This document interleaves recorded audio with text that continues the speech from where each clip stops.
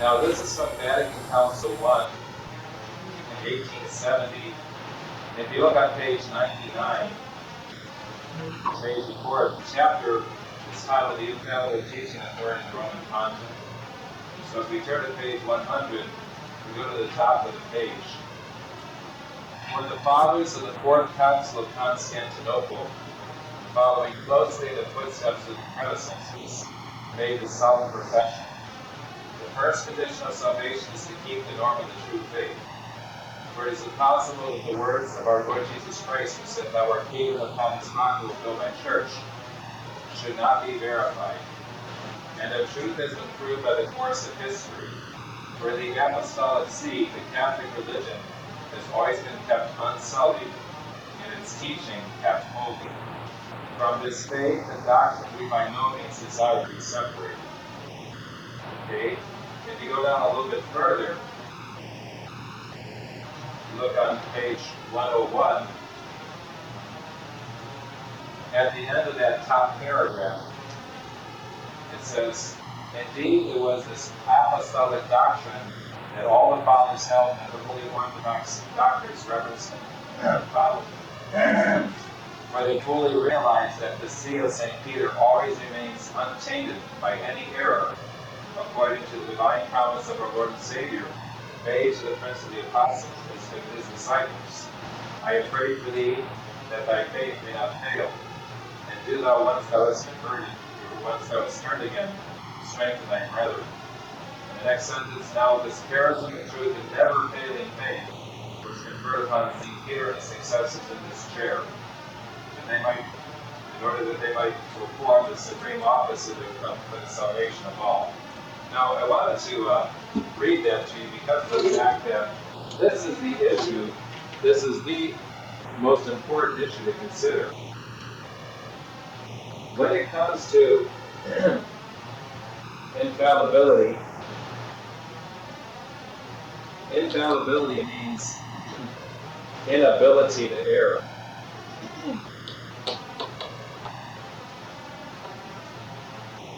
And when we're talking about when the Pope speaks to the universal church on matters of faith and morals, impeccability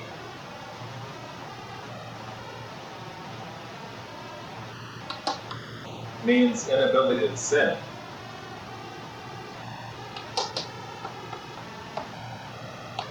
Now, when you read the examples that are sometimes cited in the past, there have been a few popes who obviously were known to have sinned. And it's in this realm that theologians say, if the Pope were to tell you by command, "I want you to give all my money to my all the money of the church to my relatives," that would be a matter of sin, and you could disobey him. You would not be bound to obey such a command. It's a sin. We obey God rather than man. But nevertheless, when the Pope is speaking on matters of faith and morals to the universal church, or he is legislating something, it's actually his official capacity as a Pope, and he's legislating it as a law. Catholics have no right to say, "Well, I'm not going to follow that law," or "I'm not going to obey that teaching, even though he said this or he legislated that. The heck with that, I'm not following that." And so it all comes down to this. When we see our Lord's words that we just read, "Thou art Peter, and upon this rock I will build my church, and the gates of hell will not prevail," what they try to say, meaning like Catholic Family News, maybe even other traditional groups are saying, well, if what you're saying is true, that there's been no Pope, then the gates of hell have prevailed. And that's not true. That is not true just to say that the church has been infiltrated, because this is what the Masons have said for years. They explicitly said, we're going to infiltrate within the church, we're going to get our own man on the chair of Peter. The Masons have said that for years. But on the other hand, to say that this noticeable church with its false teachings on ecumenism and religious liberty, its Protestantized Mass, the new Mass, and its detrimental, injurious to the faith canon law, giving communion to non-Catholics, to say that this is still the Catholic Church, when even though Christ said, I am with you all days, even to the consummation of the world, the gates of hell would have prevailed. If that's the Catholic Church, and all these things have happened, then the Church has failed. You see what I'm saying? If you're saying that notice total church is still the Catholic Church, we can't listen to what they're teaching us, we can't follow their modern mass, we can't go to their new sacraments, we can't follow the new code of canon law, like what Catholic Family News and others would say, the Society of St. Pius X would say, then the gates of hell would have prevailed, because then Satan has conquered, he has taken over the church that Christ founded. They're saying it's still the Catholic Church, but the Church has failed. And that is against what we say is the infallibility of the Church and the indefectibility of the Church. And how they can in conscience say, well, we can withhold, we don't have to obey, because some theologians say that the Pope gives you a bad command, you don't have to listen to it. Well, you're talking about a matter of sin, you're not talking about legislation, you're not talking about teaching. So let's pick this up on number 4, or page 4, number 9. Counsel for a heretical pope. Now this is once again quoting from Pivarunas' Catholic Family News on page 14. It says, a general council could assemble to verify the statement or statements allegedly uttered by the pope, who would it be given the opportunity to explain his words or retract them. The council could declare that the pope by his own act, or by his own act, had excluded himself from the church, thereby ceasing to be pope. Mr. Ferrer claims the scenario of a pope summoned before a council, asked to defend himself, and then declared fallen from his office as an acceptable theological view. By whom? Accepted by whom? He mentions St. Alphonsus Liguori, but provides no citations one can use to verify his claim. Mr. Ferrer also says, again without citations, that this view was taught by St. Anthony of Florence. I can find no theologian by that name in the 33-volume Dictionary de Theologie Catholique. Does Mr. Ferrer mean the Dominican theologian Anthony of Siena, which is not far from Florence, or St. Anthony of Padua? Say something, and it's St. Anthony of Padua say something about this, or maybe St. Antoninus, so it's the Archbishop of Florence, who knows? This sort of half-baked evidence that opposing counsel moves to strike, and the judge instructs the jury to disregard. Whatever he got, wherever he got it, the elaborate counsel trial defense declaration rigmarole, Mr. Ferrer describes is absent from the writings of later canonistic theologians who treated the question of heretical pope. Nearly all resolved it the same way. The Roman pontiff would, by divine law, fall from office without any sentence, even without even a declaratory one. Now I want to stop there for a second and pass out to you these sheets here. Sometimes people say, well, where does the church say what you're saying? We're going to show you. This is photocopied on both sides. I don't think we ran out of paper and this is just an unnecessary sheet here. Okay, everybody there? Do we have any extras? Nope. Okay, we'll get a copy for you there, Linda. This is Pope Paul IV in 1559. Now this, if you look at the bottom of this sheet, it says, the bull cum ex apostolatus officio. Now, ask yourself, when we read this, is Pope Paul IV trying to make this clear or what? Further, if ever it should appear that any bishop, even when acting as an archbishop, patriarch, or primate, or a cardinal of the Roman Church, or a legate, as mentioned above, or even the Roman pontiff, whether prior to his promotion as to cardinal or prior to his election as Roman pontiff, and beforehand deviated from the Catholic faith to fall into any heresy, we enact, decree, determine, and define. Such promotion or election, in and of itself, even with the agreement and unanimous consent of all the cardinals, shall be null, legally invalid, and void. It should not be possible for such a promotion or election to be deemed valid or to be valid, neither through reception of office, consecration, subsequent administration, or possession, or even through the putative, meaning the outward appearance of enthronement of the Roman pontiff himself, together with the veneration and obedience accorded to him by Paul. Such promotion or election should not, through the lapse of any time in the foregoing situation, be considered impartially legitimate in any way. Each and all the words, as acts, laws, appointments of those so promoted or elected, and indeed whatsoever flows therefrom, shall be lacking in force, shall grant no civility or legal power to anyone whatsoever. Those so promoted or elected by that very fact, and without the need to make any further declaration, shall be deprived of any dignity, position, honor, title, authority, office, and power. Now, it doesn't get any clearer than that. Now, but I'd like to show you one other thing. If we turn to the back side of this, you might say, well, what the heck is this for me? Because it's in Latin. Well, one of the things I'm going to show you is that in canon law, you have the canons, the laws themselves, and then below in the footnotes, you have the sources of the canons. Now, I'd like to explain a little about this history. It'll be very brief. I mentioned this maybe some class time ago, maybe 2 or 3 weeks ago, but before 1917, we know that the idea of the sources of canon law were numerous. You had so many 200-something popes, 259 popes or whatever, their teachings. You had 20 ecumenical councils of the church, just to name a few sources where you can find what the church's laws were. Under St. Pius X, St. Pius X said, we need to codify all these different laws into one volume, so it's easy for all the priests especially to know what does the church teach.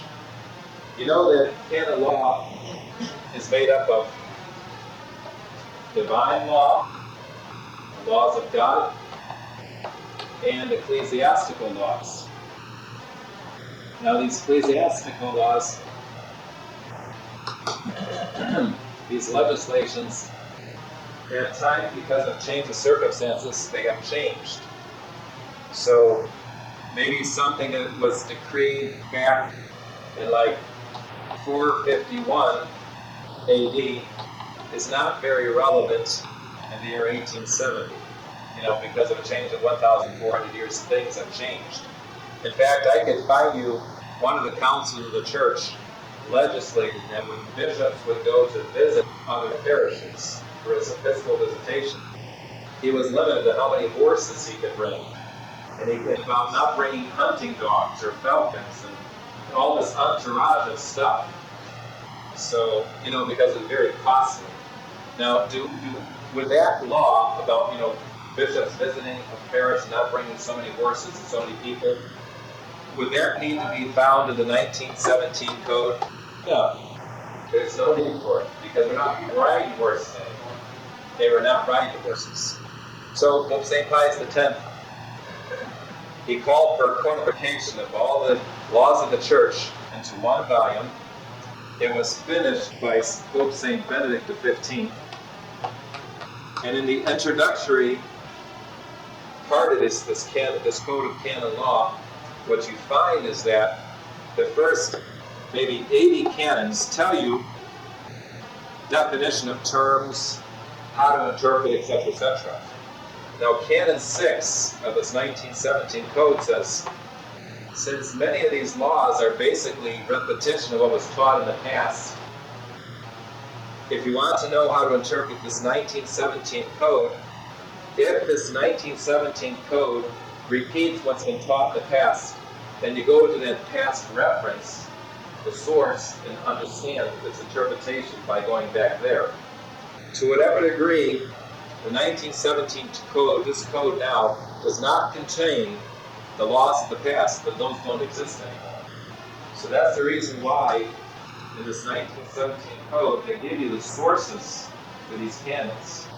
Now in canon 188, right here, it says in Latin that there's what we call a tacit renunciation of office by the law itself. It says the office becomes vacant ipso facto without a declaration if, and it has these 8 categories. What if these 8 categories? And of these 8 categories, number 4 is this. Fide catholica publicae dictature.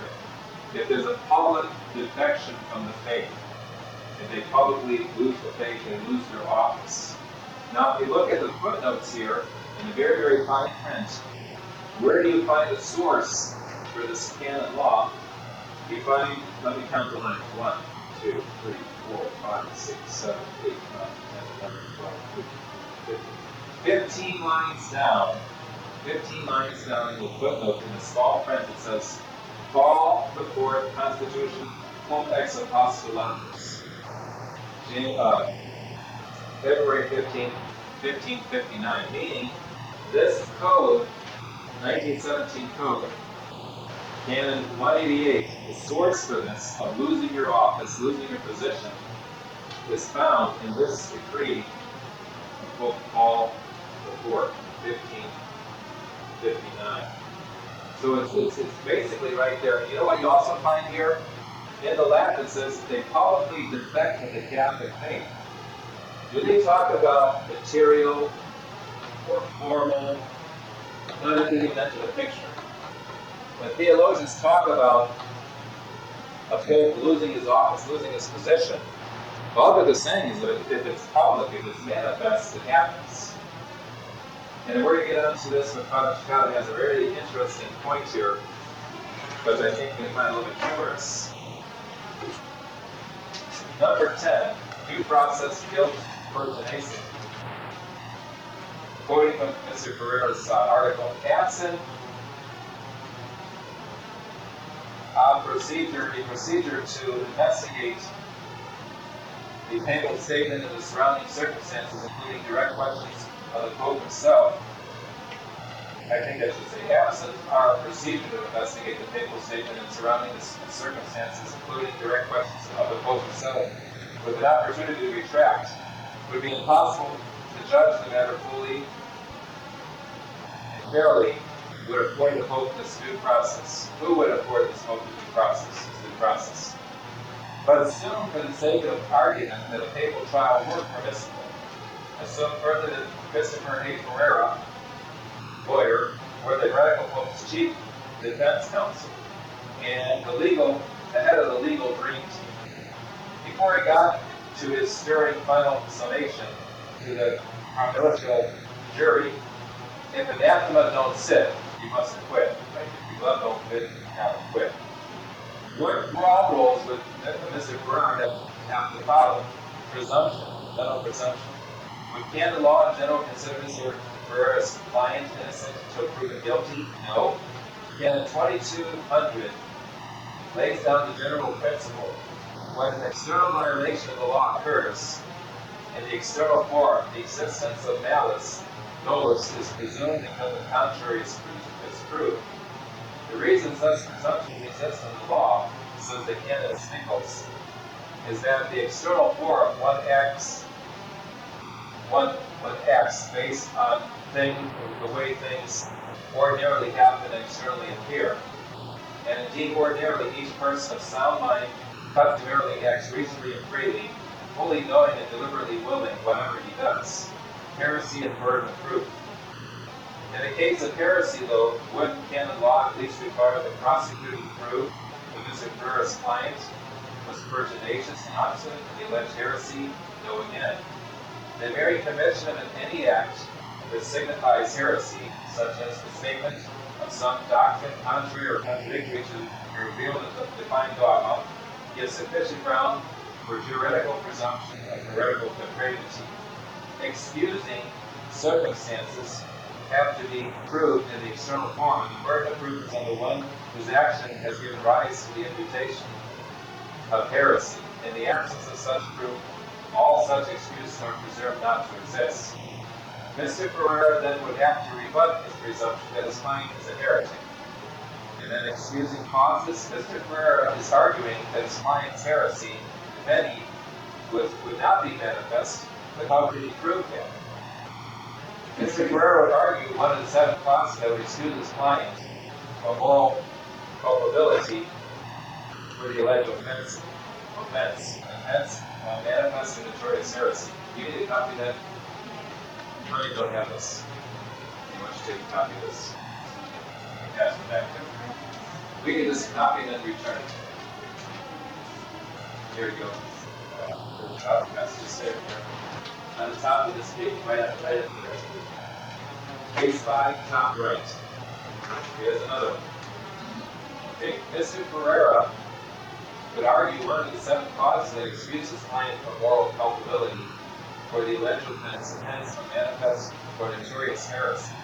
They are, number 1, lack of reason, parentheses, obfuscation. Okay. Number 2, habitual and culpable ignorance, parentheses, I was stupid. 3, actual and culpable inadvertence or error, I was dated.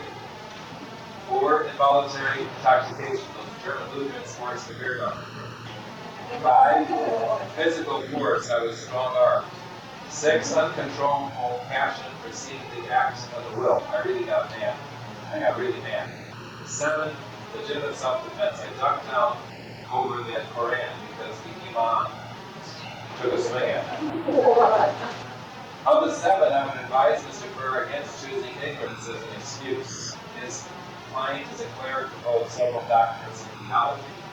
Quote, if delinquent making his claim to be a cleric, his plea for mitigation must be dismissed, either as untrue or else as indicating ignorance, which is effective, or at least crassus and supine.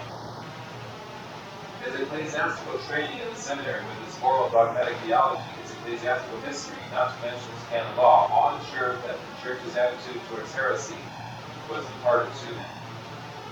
You have 6 excusing causes left, Mr. Ferrer, which do you plead counsel? Okay, John the 22nd and Honorius the 1st. Both of these popes, this is Mr. Ferreira, both of these popes were accused of heresy.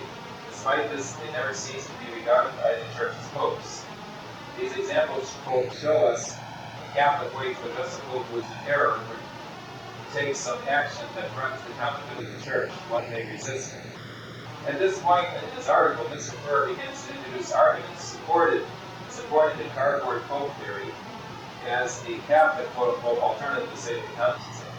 He begins with Popes John the 22nd and Honorius the 1st. A. Unsavory covenant.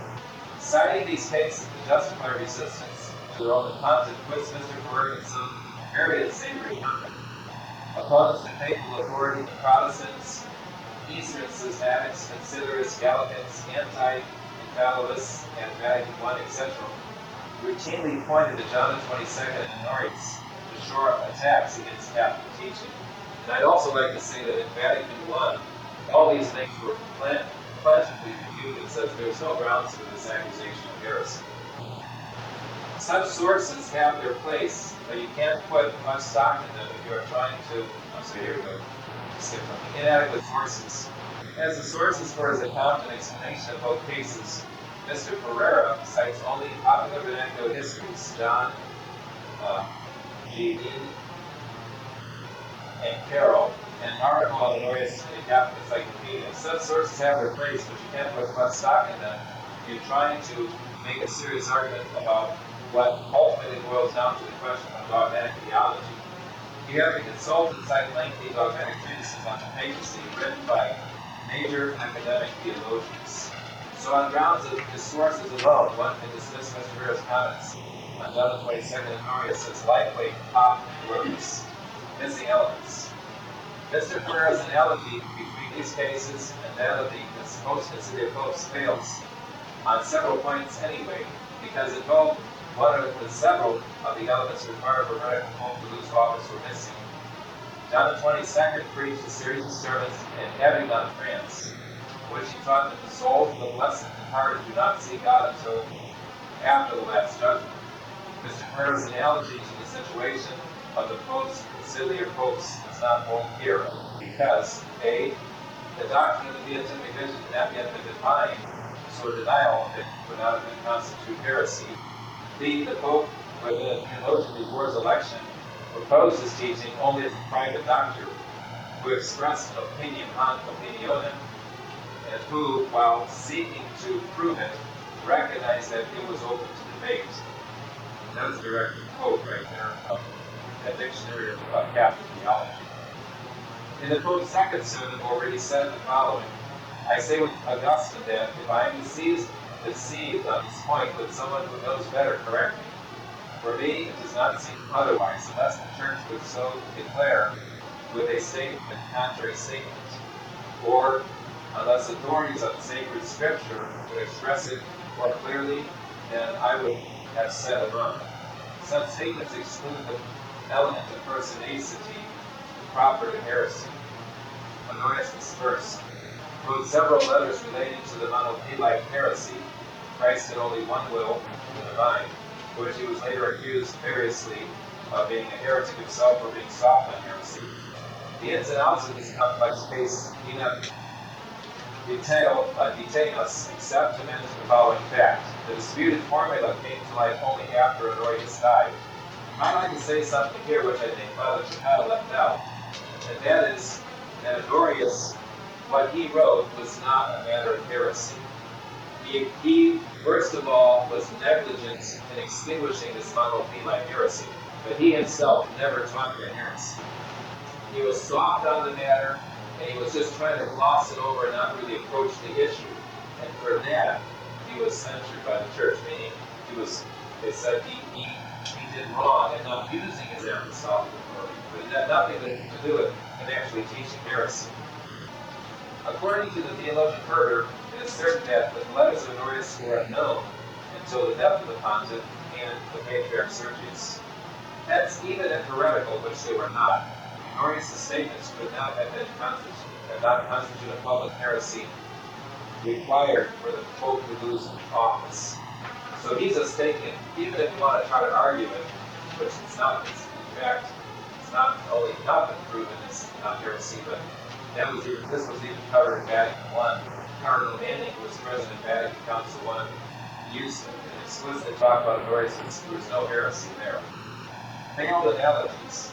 To sum up Mr. Pereira's attempt to refute concerning Contism with an analogy to the cases of John XXII and Honorius fails again. Because one, the doctrines denied by the post-conciliar popes have been defined. Two, the post-conciliar popes were not proposing their teaching as mere opinion for theological debate. Three, the teachings of the post-conciliar popes were not unknown until after their deaths, but were published in encyclicals, decrees, instructions, speeches, discourses, transmitted throughout the entire world during their lifetime. Okay, are we getting too long on this? I don't want to cover too much and cover it inadequately. But I'd like to show one other thing here. You can hang on to these if you don't have a copy, or if you have a copy, this is a copy for you. I'd like you to open up this book again, The Church Teaches. Open up to page 99. Now, why I turn you to this thing here, this part of the decree of Vatican I, is because traditionalists are broken into two groups. The one group would say that the Vatican II popes are popes, we just have to disobey them and ignore what they're teaching, ignore what they're legislating, ignore what they're doing. So they say they are, but we must ignore. Okay? Why? Because of the erroneous teachings, etc., etc. On the other hand, on the other side is us who say these Vatican II popes are not true popes because they've contradicted what the Church has taught in the past. They have gone into error and heresy, and that's impossible. So for those who say, well, there's still popes, but we must ignore them, we can't obey them, Catholic Family News, by and large, is article about the scandals and stuff that's going on, etc., etc. Page 99, the right to recourse to the Supreme Judge. Now this is from Vatican Council I, 1870. Because by the divine right of the apostolic primacy, The Roman Pontiff is at the head of the whole church. We also teach and declare that he is the supreme judge of the faithful, that one can have recourse to his judgment. In all cases pertaining to ecclesiastical history. Now here's the punchline. We declare that the judgment of the apostolic see whose authority is unsurpassed, is not subject to review by anyone, nor is anyone allowed to pass judgment on its decisions. So those over here are saying, hey, they're still the Pope, but we are going to pass judgment on what they say. We will accept what we think is legitimate. We will reject what we don't think is legitimate. What does that do to the primacy that the Pope's the supreme head of the church? I mean, it just goes kaput. Every Tom, Dick, and Harry out there is now going to make a decision what they're going to accept and what they're going to reject. If these men are Pope, you have no other choice but to obey them. If John Paul II was the Pope, then we should be offering a Novus Ordo, following Vatican II, following the new Code of Canon Law, giving communion to Protestants, having ecumenical, shindigs with everybody around in Omaha here. That's what we should be doing. Because these things have been legislated. It's not for us to take and we don't say, well, it's the Pope, but we're going to ignore him, etc. That's where Father Chicada's, his title, Cardboard Pope, that's exactly true. These traditionalists over here are saying, well, he's the Pope. See, we're in union with him because we've got a big picture of him. Do you follow what he teaches? No. Do you offer the same Mass as he does? No. Do you follow the new Code of Canon Law? No. Why? Because there's problems with him. There's errors. He's our Pope, though. We're in union with him. That is baloney. One other thing I'd like to share with you is this. Just, if people have no other place to go and need to go to Mass, we don't restrict them from going to the Society of St. Pius X. Okay? But the Society of St. Pius X, they maintain the Vatican II popes are true popes. I just want you to understand this. Okay, where do they get their jurisdiction? Jurisdiction is the authority to function. Now they're going to say, well, the church supplies it. Now wait a minute. What do you mean the church supplies it? The men that you say are the Pope have, number one, excommunicated your bishops. They're going to say, well, that's not a legitimate excommunication because we're trying to save the church. So we don't have to listen to the Pope there. Okay? Number two, they have no authority from these people that they say are the popes. They have no authority, no approval, no recognition. They're functioning totally independent of this. This issue of jurisdiction, how in the heck do they get around this? How do you say he's the Pope, but we don't need to get jurisdiction from him? We don't need approval from him. We don't have to be recognized by him. But we are loyal to Rome, though. We've got a big picture of him in the back of our church. That's preposterous. I'd like to also come up with one other issue, and that is that with regard to, the Society of St. Pius X, if you were to read, there was a letter written by one of their bishops, and I remember he was saying that the Society of St. Pius X had presumed permission to consecrate bishops. Archbishop Lefebvre had presumed permission. Now, what is a presumed permission? A presumed permission is, I know that my superior would approve of what I'm doing, because I know his mind, and I can't get to him except for some presumed or assumed permission is, I can presume this. And he's going to say, okay. Now, how do they try to rationalize this? Back before Archbishop Lefebvre did those consecrations, I believe it was in 1988. He did these in June of 1988 when he consecrated these bishops for which he was excommunicated for, and so the bishops, by those men that they say are the Pope.